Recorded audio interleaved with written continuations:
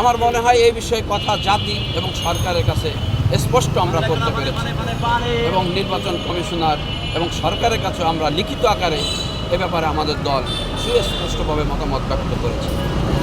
আসলে আমরা খেলাফত মধ্যে যেটা চাই সেটা হলো 300 আসনে আপনার যেই সিস্টেম আমাদের নির্বাচন হয় সেই সিস্টেমে নির্বাচন হয়ে যাবে এবং আপনার ভোটের মাধ্যমে যে বেশি ভোট পাবে সেই সংসদ সদস্য নির্বাচিত হবে। এইভাবে তো সরকার গঠন হবে বা জনগণ তার পছন্দের প্রার্থীকে বেছে নিতে পারবে। এটা একটা বিষয় তো গেল। দ্বিতীয় নম্বর হলো যে আমাদের দেশে যে সকল রাজনৈতিক দল আছে তারা যে ভোট পায় সেই ভোটে অনেক সময় দেখা যায় যে তারা যেই পার্সেন্ট ভোট পেয়েছে তাদের প্রতিনিধি হয়তো বা ওই অনুপাতে পেয়ে গেছে বা কম পেয়ে গেছে। যদি ওই অনুপাতে যদি তাদের প্রতিনিধি সংসদে স্বাভাবিকভাবেই নির্বাচিত হয়ে যায় তাহলে তাদেরকে আর এখানে বিশেষ কোনো আসন দেওয়ার প্রয়োজন নেই।